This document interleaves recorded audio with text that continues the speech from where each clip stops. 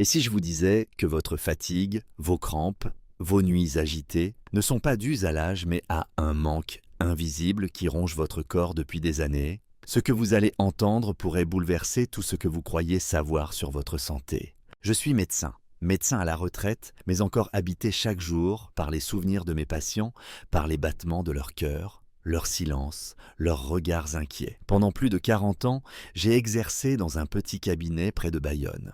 J'y ai vu passer des générations entières, des enfants devenus adultes, des adultes devenus grands-parents. Et aujourd'hui, même si j'ai raccroché ma blouse, je ne peux pas me résoudre à garder pour moi ce que j'ai appris, parce que je vois autour de moi tous les jours des souffrances silencieuses, des douleurs acceptées comme inévitables, alors qu'elles ne le sont pas. Permettez-moi de vous poser une question simple. Et si cette fatigue que vous ressentez chaque matin, cette lourdeur dans les jambes, ces insomnies qui vous rongent nuit après nuit, cette impression d'être vidé de l'intérieur, n'était pas une conséquence inévitable de l'âge? Et si, au lieu de vieillir, votre corps était tout simplement train de s'éteindre doucement, par manque? Je me souviens encore de ce matin-là. Je buvais tranquillement un thé sous le haut-vent de ma terrasse quand j'ai entendu mon voisin, Monsieur Paul, pousser un long soupir. Il s'est frotté les tempes, a redressé lentement son dos et a murmuré presque pour lui-même « Je crois que ça y est, docteur, la vieillesse m'a attrapé. J'ai mal partout, je dors plus, je n'ai plus de force, et pourtant, je ne suis pas malade. » Je suis resté silencieux quelques secondes. J'ai regardé ses mains trembler légèrement. Ses yeux avaient perdu la lumière vive que je lui connaissais. Ce n'était pas un vieillard. C'était un homme de 72 ans, encore debout, encore capable de marcher, de parler, de rire. Mais il était éteint, pas par l'âge, par l'usure silencieuse de quelque chose que personne ne lui avait appris à surveiller. Alors je lui ai dit ceci. « Et si ce n'était pas la vieillesse, Paul ? Et si ce n'était pas ton âge qui te fatigue, mais ton corps qui crie famine d'un nutriment que plus personne ne pense à nourrir ?» Il m'a regardé, déconcerté. Alors, je lui ai parlé du magnésium. Oui, du magnésium.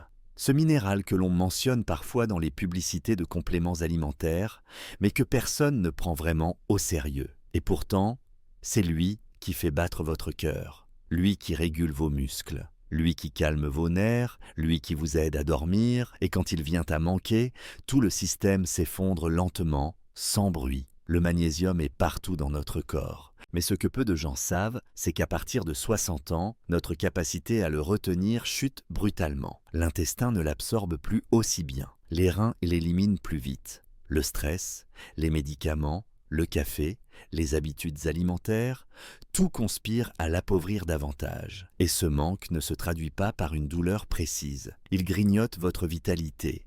Vos nuits deviennent agitées. Vos jambes tremblent sans raison. Vous avez des crampes nocturnes, des maux de tête diffus. Le cœur s'emballe. Le moral chute.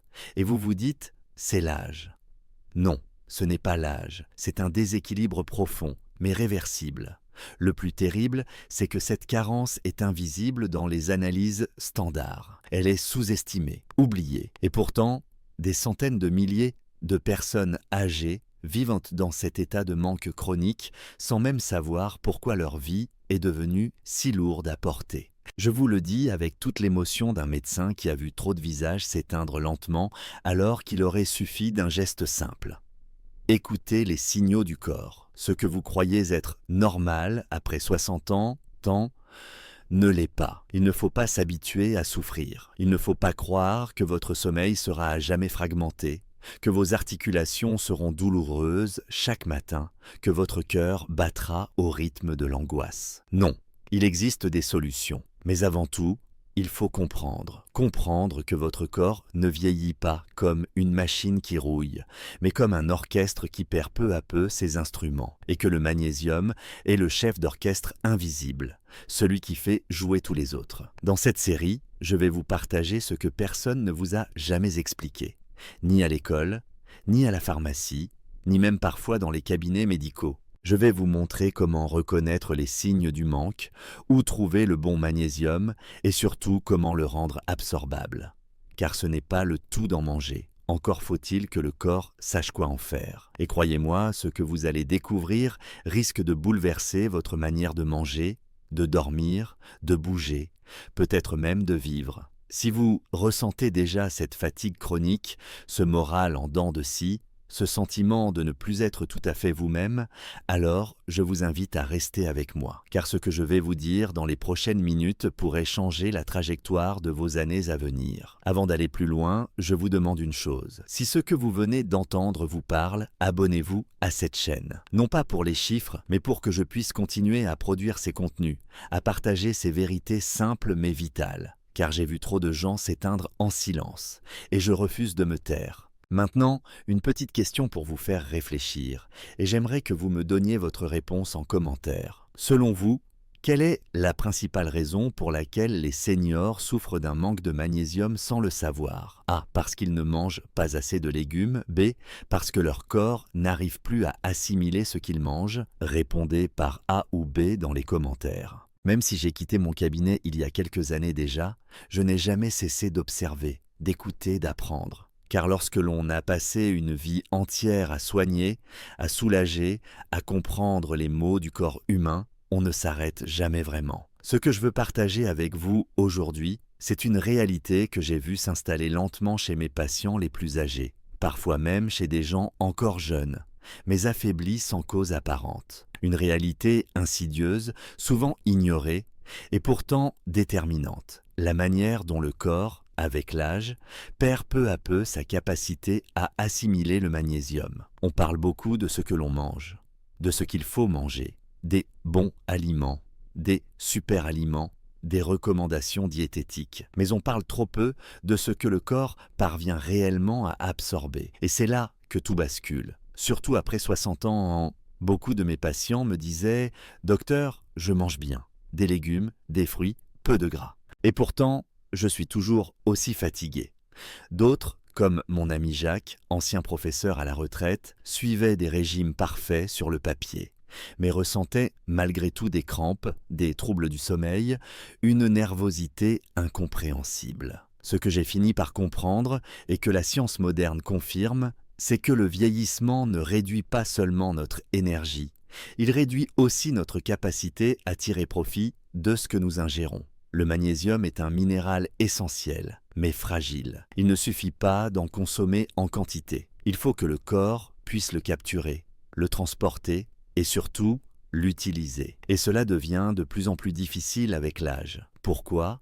Parce que plusieurs phénomènes s'accumulent. D'abord, le système digestif change. La muqueuse intestinale devient plus fine, plus sensible.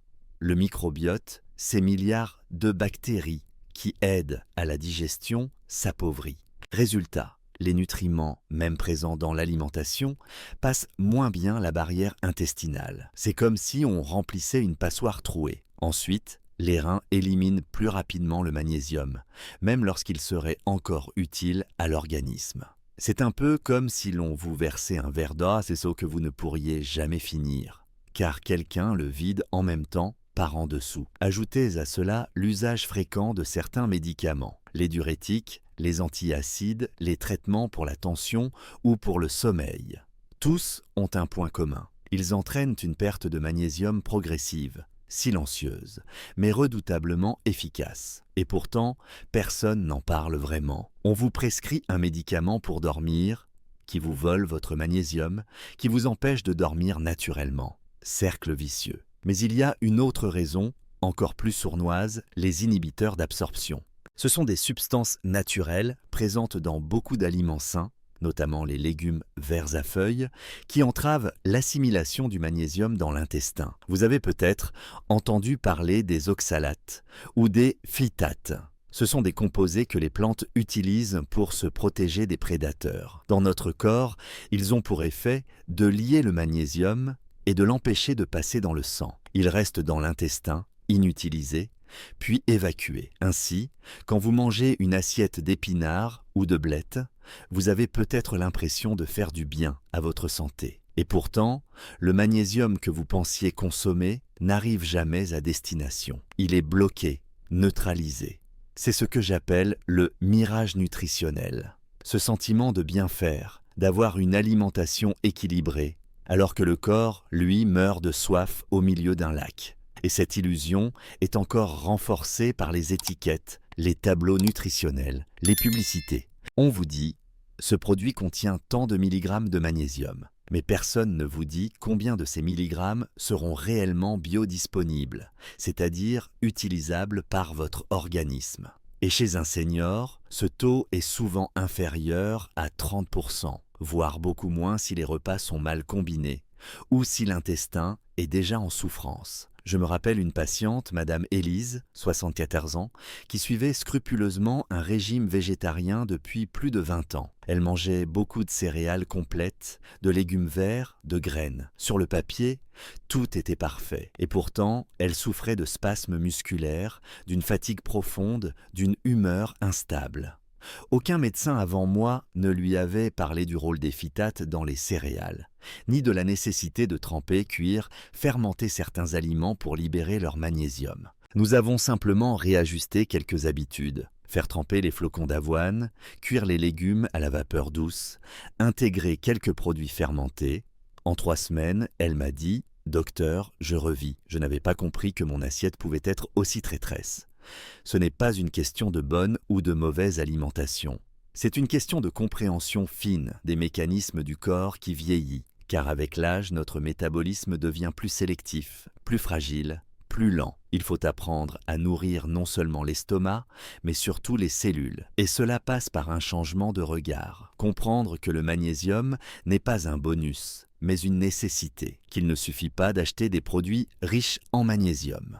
Il faut penser biodisponibilité, association des aliments, moment de consommation, état du système digestif, médicaments en cours, niveau de stress. Tout cela, je l'ai appris non dans les manuels, mais dans les silences de mes patients, dans leurs récits d'insomnie, de douleurs sourdes, de tristesse sans cause. Derrière tous ces symptômes, il y avait souvent un terrain carencé, un manque qu'ils ne soupçonnaient pas. Je ne vous dis pas cela pour vous inquiéter, mais pour vous éveiller, pour que vous ne vous contentiez plus de survivre avec vos 65, 70, 80 ans. Vous avez le droit de vivre pleinement, encore longtemps. Et cela commence parfois par réapprendre à manger comme votre corps le mérite. Dans la suite de cette série, je vous montrerai quels aliments contiennent du magnésium réellement assimilable, comment les préparer, avec quoi les associer.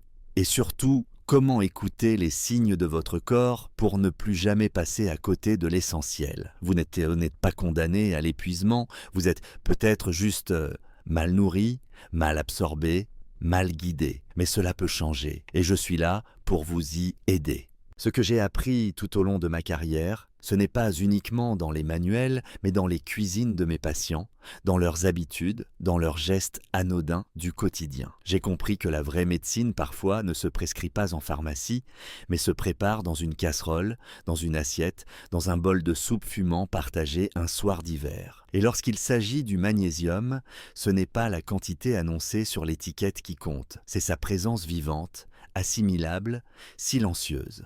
Aujourd'hui, j'aimerais vous parler de ces aliments souvent simples, parfois oubliés, mais qui peuvent redonner à un corps épuisé la force de se relever. Il ne suffit pas de savoir que le magnésium est important. Il faut savoir où le chercher, comment l'apprivoiser, comment le faire entrer dans nos cellules sans qu'il se perde en chemin. Quand j'étais jeune médecin, je pensais naïvement qu'il suffisait de dire à un patient « Mangez plus de légumes verts, des fruits secs, des céréales complètes ». Je croyais que les chiffres suffisaient, mais à force de voir des corps qui résistent, qui déclinent malgré tout, j'ai appris une leçon précieuse. La qualité du magnésium dépend de sa source, de son contexte, et surtout de celui qui le reçoit. Commençons par ce que je considère aujourd'hui comme des alliés discrets mais puissants, les fruits. Non, je ne parle pas des compotes industrielles, ni des fruits en conserve noyés dans le sucre. Je parle des vrais fruits, ceux que l'on épluche, que l'on mâche, que l'on savoure, l'avocat par exemple.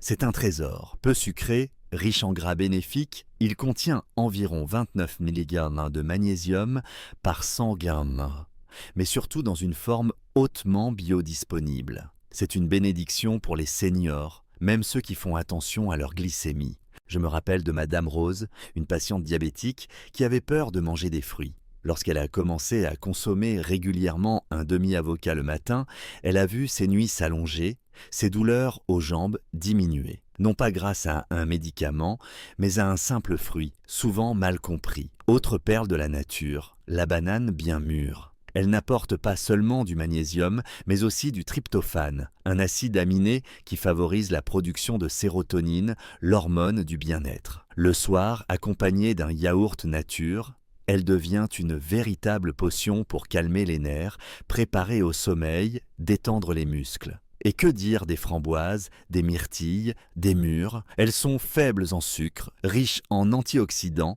et contiennent un magnésium peu affecté par les inhibiteurs végétaux. Ces petits fruits, souvent considérés comme de simples douceurs estivales, peuvent devenir de véritables soins naturels quand ils sont intégrés régulièrement, même en petite quantité, dans l'alimentation des personnes âgées. Mais il ne faut pas s'arrêter aux fruits. Le lait, dans sa simplicité, est une source de magnésium souvent sous-estimée. Je sais que certains ont peur du lait, qu'on dit parfois trop gras, trop sucré ou mal toléré. Mais un verre de lait tiède le soir, surtout s'il est pauvre en lactose, peut faire plus de bien qu'un somnifère. Il apporte du magnésium, du calcium, du tryptophane, mais aussi une chaleur, une douceur que peu d'aliments procurent. J'ai vu des patients retrouver un sommeil profond simplement en réintroduisant ce rituel. Un bol de lait chaud à 21h, rien de plus. Pour ceux qui ne tolèrent pas le lait, les yaourts nature, les fromages frais, à pâte molle, peu affinés, offrent une excellente alternative. Non seulement ils contiennent du magnésium, mais ils apportent des probiotiques naturels qui aident à rééquilibrer la flore intestinale et donc à améliorer l'absorption des nutriments. On oublie trop souvent que le magnésium, pour agir, a besoin d'un intestin vivant, actif, apaisé. Je ne pourrais pas parler de magnésium sans évoquer ce que j'appelle les graines intelligentes. Ce sont des graines petites en taille, mais immenses en puissance. La graine de chia, par exemple. Elle contient plus de 300 mg de magnésium pour 100 grammes. Bien sûr, personne ne va en manger 100 grammes par jour, mais une cuillère à soupe chaque matin, mélangée à un yaourt ou une compote, peut suffire à couvrir une partie significative des besoins quotidiens. De plus, elle gonfle dans l'estomac, procure une sensation de satiété et favorise le transit intestinal. La graine de lin, quand elle est moulue fraîche et intégrée à un porridge ou à un velouté, libère aussi son magnésium tout en apportant des oméga 3. Elle aide à réduire l'inflammation, protège le cœur et rend la digestion plus fluide. Et puis, il y a la graine de courge, souvent négligée. Pourtant, elle regorge de magnésium dans une forme biodisponible, sans les freins présents dans les légumes-feuilles. Une poignée au goûter ou incorporée à une salade peut devenir un réflexe santé. Je me dois aussi de parler d'un petit plaisir que je recommande souvent à mes patients, le chocolat noir, pas celui au lait, sucré, industriel. Je parle du chocolat à 85% ou plus, pur, amer, parfois difficile au début, mais d'une richesse incomparable. Une tablette de chocolat noir peut contenir plus de 200 mg de magnésium pour 100 grammes. Une seule carrée par jour, consommée lentement après le repas, devient un calmant naturel pour le système nerveux. Et pour ceux qui préfèrent les boissons, une cuillère de cacao pur non sucré, mélangée dans un verre de lait chaud, fait merveille pour détendre le corps et l'esprit en fin de journée. Tout cela pour vous dire une chose. Vous n'avez pas besoin de chercher bien loin pour retrouver votre vitalité. Pas besoin de compléments coûteux ou de régimes extrêmes. Ce qu'il vous faut, c'est redécouvrir les aliments simples, justes, adaptés à votre âge, à votre corps, à votre rythme. La nature a mis à notre disposition des sources de magnésium que le corps comprend, accepte et utilise sans résistance. Encore faut-il les connaître, les respecter, les intégrer dans votre quotidien sans effort, sans contrainte. Je vous invite à observer votre assiette différemment, à ne plus voir un fruit ou une cuillère de graines comme une simple nourriture, mais comme un soutien, un ami du système nerveux, un allié du cœur, un gardien du sommeil. Le magnésium, lorsqu'il est bien choisi, bien préparé, devient bien plus qu'un minéral. Il devient un langage, celui du corps qui recommence à s'écouter. Et si vous commencez aujourd'hui, Je vous promets que dans quelques semaines, vous ne reconnaîtrez plus votre niveau d'énergie. Vous serez surpris de voir à quel point un petit fruit, une poignée de graines, un carré de chocolat peuvent changer vos journées et vos nuits. Je suis médecin et plus les années passent, plus je me rends compte que le problème n'est pas seulement ce que nous mangeons, mais comment nous le mangeons. J'ai vu des patients changer radicalement leur alimentation, passer aux légumes frais, aux céréales complètes, aux fruits secs, et pourtant, leur état ne s'améliorait pas. Pourquoi? Parce qu'ils n'avaient pas compris que l'absorption, la transformation des nutriments, dépend avant tout de l'état du corps, de l'intelligence des combinaisons et de l'attention portée aux gestes les plus simples. Je me souviens d'un de mes patients les plus attachants, Monsieur Louis, un ancien facteur de 70 pit, Yan. Il venait me voir avec un petit carnet où il notait scrupuleusement tout ce qu'il mangeait. Son assiette semblait exemplaire, épinards, flocons d'avoine, lentilles, bananes, tout y était. Et pourtant, il souffrait de crampes nocturnes, de sautes humeur, de fatigue chronique. Nous avons longuement discuté. Et peu à peu, j'ai compris. Il mangeait bien, mais il ne mangeait pas de manière à ce que son corps puisse utiliser ce qu'il avalait. C'est là que réside une vérité souvent ignorée. Le magnésium, comme tant d'autres nutriments, a besoin de conditions particulières pour être réellement absorbé.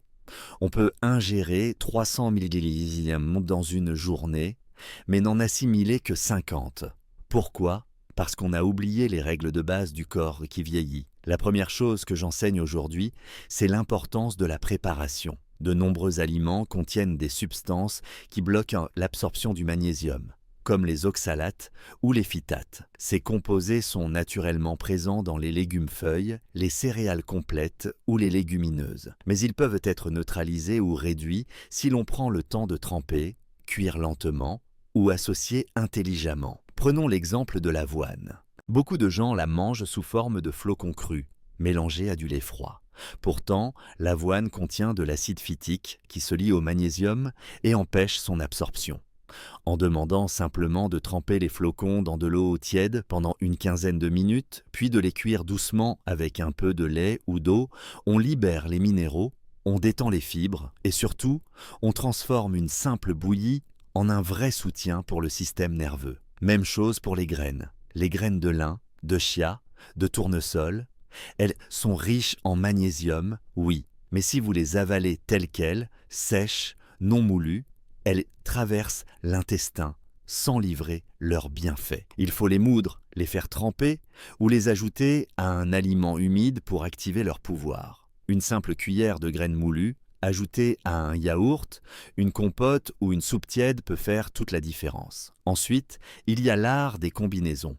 Le magnésium, pour être bien assimilé, a besoin de cofacteurs, des vitamines comme la B6, des bons lipides, parfois du calcium en juste équilibre. Par exemple, une banane consommée seule n'aura pas le même effet que si elle est mangée avec un peu de yaourt nature. Un avocat, s'il est accompagné d'un œuf mollet ou de quelques noix, verra son magnésium mieux absorbé. Mais il faut aussi parler du temps, du moment où l'on mange. Le soir, par exemple, est un moment privilégié pour offrir à notre corps des aliments qui calment, qui apaisent. Le magnésium consommé le soir a un effet plus direct sur le sommeil, la récupération musculaire, la régulation du rythme cardiaque. Un bol de soupe tiède avec des légumes doux, une cuillère de graines, un peu de riz complet bien cuit, suivi d'une infusion ou d'un lait chaud au cacao pur. Ce type de repas répété chaque soir est une bénédiction pour les nerfs usés par la journée. Le matin, au contraire, est le moment idéal pour préparer le terrain, pour ouvrir le système digestif en douceur. Une cuillère de graines de chia dans un yaourt, un fruit mûr comme une banane, ou des baies, quelques amandes trempées la veille. Ce n'est pas un petit déjeuner copieux, mais un petit déjeuner intelligent, qui donne au corps les bons signaux pour fonctionner. Il ne s'agit pas ici de suivre une diète stricte, ni de peser ses aliments au gramme près. Il s'agit de recréer une relation de bon sens avec ce que l'on met dans sa bouche. Le corps vieillit, oui, mais il ne devient pas idiot. Il devient plus sélectif, plus fragile, plus lent. Et il mérite qu'on l'écoute, qu'on le respecte, qu'on lui offre non pas plus, mais mieux. Je dis souvent à mes patients, votre corps, à 70 ans, ce n'est pas un vieux moteur. C'est un instrument de musique ancien. délicat, précis. Si vous jouez la bonne note, il résonnera encore. Mais si vous le brutalisez, il se brisera. Je me souviens d'un homme, André, 81 ans, qui me disait qu'il avait perdu l'envie de manger. Tout le fatiguait, tout le dérangeait. Il était triste, amaigri. Nous avons changé quelques petites choses. Il a remplacé ses tartines industrielles du matin par un porridge d'avoine avec lait d'amande et banane. Il a appris à mâcher lentement, à se servir de plus petites portions. En quelques semaines, il a repris du poids, retrouvé du sommeil et surtout le goût de vivre. Ce que j'aimerais que vous reteniez, c'est ceci. La bonne nutrition ne dépend pas uniquement de ce que vous mangez, mais de la manière dont votre corps le reçoit. Respectez votre digestion, respectez vos horaires, cuisinez doucement, mangez avec attention. Et surtout, arrêtez de croire que ce qui marche pour les jeunes marchera pour vous. Le corps d'un senior n'a pas besoin de quantité. Il a besoin de présence, de respect, de soutien. Le magnésium, s'il est bien choisi, bien préparé et bien introduit dans votre quotidien, peut redevenir ce qu'il était dans votre jeunesse. Un compagnon fidèle, un allié de votre cœur, de vos muscles, de votre calme intérieur. Et vous verrez qu'en écoutant votre corps, il vous le rendra. Par un réveil sans douleur, une nuit sans cauchemar, un après-midi sans fatigue. Et cette lumière dans les yeux qu'on croyait perdus, mais qui n'attendait qu'un peu de bienveillance pour revenir. Depuis que j'ai quitté mon cabinet, je consacre mes journées à transmettre ce que la vie m'a appris. Pas uniquement ce que j'ai étudié à l'université, mais surtout ce que j'ai observé, compris, ressenti au contact de mes patients. Aujourd'hui, je voudrais vous parler de quelque chose d'essentiel, d'oublié, et pourtant si simple. La manière dont l'alimentation, lorsqu'elle est juste, peut devenir un véritable soin. Un soin doux, constant, profond, un soin pour le corps, mais aussi pour l'esprit. Parce que, oui, à partir d'un certain âge, chaque repas peut être un médicament ou un poison silencieux. Tout dépend de la manière dont on s'en approche. Lorsque j'étais jeune praticien, je pensais que vieillir, c'était accepter de perdre petit à petit. Perdre la force, le sommeil, la concentration. Et puis les années ont passé, et j'ai vu des hommes et des femmes de 70, 80, parfois même 90 ans, retrouver une lumière dans les yeux, une légèreté dans les gestes, simplement parce qu'ils avaient changé un détail dans leur quotidien. Ils avaient compris que prendre soin de soi ne signifie pas se battre contre l'âge, mais collaborer avec lui, avec douceur et lucidité. Je me souviens de Madame Hélène, 76 ans. Elle était persuadée que son état, fatigue chronique, douleur diffuse, humeur instable, était inévitable. Docteur, c'est normal, je vieillis. Mais non, ce n'était pas une fatalité. Nous avons simplement réorganisé ses repas. Elle a réappris à manger avec conscience. Un fruit mûr le matin, quelques graines dans sa soupe le soir, un carré de chocolat noir après le dîner. Elle a arrêté de se gaver de salade crue et a commencé à privilégier les légumes cuits à la vapeur douce. 2 mois plus tard, elle m'a dit en souriant « Je ne me sens pas jeune, docteur, mais je me sens vivante ». Ce que je veux que vous compreniez, c'est que la nourriture n'est jamais neutre. Elle agit, elle soigne, elle enflamme, elle apaise, elle stimule ou elle épuise. Et à partir d'un certain âge, le corps devient extrêmement sensible à ce que vous lui offrez. Il ne peut plus compenser, il ne peut plus tricher. Il vous parle, à travers vos douleurs, votre sommeil, votre humeur, votre souffle. Il vous dit ce dont il a besoin. Encore faut-il l'écouter. Le magnésium est l'un de ses besoins profonds, vitaux, mais silencieux. Et le plus beau, c'est que vous n'avez pas besoin de compléments industriels pour le retrouver. Vous avez simplement besoin de reconsidérer ce que vous avez déjà entre les mains. J'ai vu des transformations remarquables, parfois même spectaculaires, simplement parce que les personnes avaient intégré dans leur journée quelques rituels simples mais puissants. Une cuillère de graines de lin moulues dans un yaourt, une soupe de légumes racines le soir, enrichie de légumineuses bien cuites, une collation faite de quelques noix et d'un fruit. Ces gestes, répétés jour après jour, sont devenus des soins. Pas de grande révolution, non, juste une continuité paisible, cohérente, aimante. Je vous invite à faire la paix avec votre alimentation. à ne plus la voir comme un champ de bataille entre les interdits et les prescriptions, mais comme une rencontre entre ce que vous aimez et ce qui vous fait du bien. Il n'y a pas d'unique recette. Ce qui compte, c'est la régularité, la justesse, la sincérité du geste. J'ai croisé un jour un homme, Alain, 80 ans, qui vivait seul après le décès de son épouse. Il ne cuisinait plus, il mangeait froid, vite, sans goût. Son regard s'était vidé. Nous avons repris, ensemble, le fil de ses repas. Il s'est mis à préparer une petite soupe chaque soir, juste une soupe, avec du potiron, des lentilles et corail, un filet d'huile d'olive. Il la servait dans le bol préféré de sa femme. Il m'a dit, quelques semaines plus tard, ce n'est pas seulement la soupe, docteur, c'est le fait de me rappeler que je suis vivant, que je mérite de me nourrir avec respect. Et c'est là le cœur de mon message. Vous méritez de vous nourrir avec respect. Vous méritez de ne pas subir vos repas, mais de les choisir, de les construire avec tendresse, de faire de chaque bouchée un acte de soin. Car oui, vieillir, c'est une étape, mais ce n'est pas une condamnation.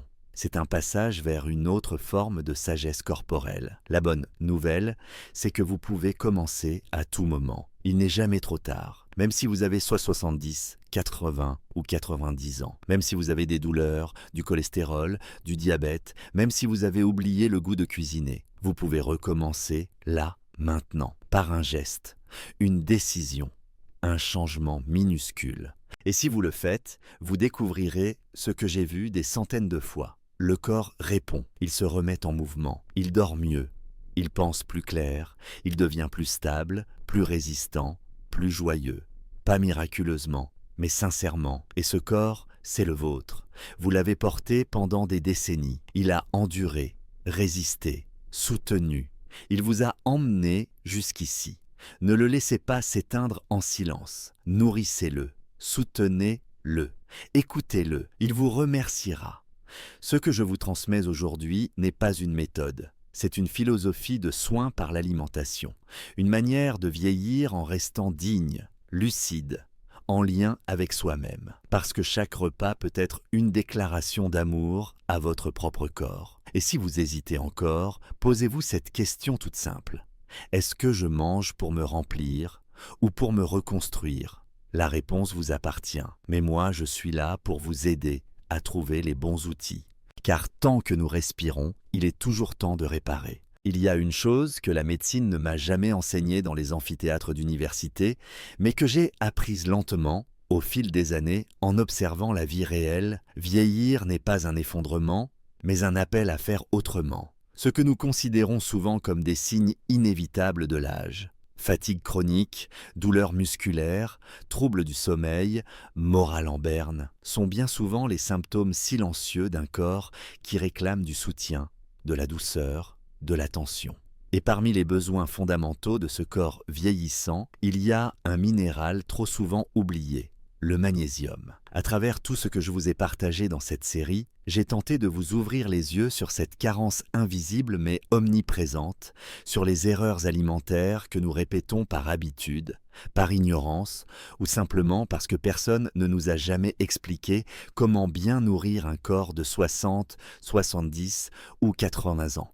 Nous avons vu ensemble que ce n'est pas seulement ce que l'on mange qui compte, mais ce que l'on absorbe réellement. Que certaines combinaisons, certains modes de cuisson, certains moments de la journée peuvent transformer un aliment banal en véritable source de vitalité. Que des gestes aussi simples qu'un bol de soupe bien pensé, une cuillère de graines bien préparées ou un carré de chocolat noir le soir peuvent changer votre rapport au sommeil, à la douleur, à l'humeur. J'ai voulu aussi vous transmettre cette conviction qui m'anime aujourd'hui. Alors que je suis moi-même un vieil homme, nous ne sommes jamais trop vieux pour aller mieux. Il n'y a pas d'âge pour reprendre sa santé en main, pour se réveiller sans douleur, pour marcher sans peur de tomber, pour dormir profondément, pour aimer encore le silence d'une nuit paisible. Il n'est jamais trop tard pour choisir de vivre pleinement ce qui nous reste à vivre. Mais tout cela commence par la conscience et le respect de soi, par l'attention portée à nos repas, à nos gestes, à nos rythmes, par l'écoute du corps, non pas dans la peur, mais dans la bienveillance. Et surtout par la décision de ne plus laisser les choses se faire toutes seules, au hasard. La santé ne revient pas toute seule, elle se reconstruit petit à petit dans chaque assiette, chaque respiration, chaque pensée tournée vers le mieux. Alors si vous avez suivi cette série jusqu'ici, je vous remercie du fond du cœur. Cela signifie que vous avez cette étincelle en vous, cette envie de comprendre, de changer, de mieux vivre. Et c'est pour cela que je suis ici, malgré mon âge, malgré mes propres douleurs, pour vous transmettre ce que je sais, tant qu'il me reste encore un peu d'énergie pour le faire. Et maintenant, j'aimerais vous poser une petite question de réflexion, simple mais importante. Depuis que vous avez plus de 60 ans, avez-vous changé votre façon de manger? A. Oui, j'ai adapté mon alimentation à mes besoins. B. Non, je mange à peu près comme avant. Merci de partager votre réponse dans les commentaires ci-dessous. Cela me permettra de mieux vous comprendre et peut-être d'orienter les prochaines vidéos selon vos besoins réels. Si ce contenu vous a apporté de la clarté, de l'espoir ou simplement un peu de réconfort, je vous invite à vous abonner à la chaîne. Ce geste simple me donnera la force de continuer à créer des vidéos utiles, sincères et adaptées à vos préoccupations. Et si vous en avez la possibilité, même modeste, vous pouvez soutenir cette chaîne par un don. Cela m'aidera à couvrir les frais techniques, à consacrer du temps et de l'énergie à cette mission qui me tient à cœur. Transmettre avant de partir. Car oui, je suis un vieux médecin, je n'ai plus l'énergie d'avant. Mais j'ai encore cette volonté de faire ma part tant que je le peux. Et si vous êtes là, c'est que cela vaut la peine. Merci d'avance pour votre bienveillance, pour votre soutien, pour vos mots. Et surtout, prenez soin de vous, car vous en valez la peine.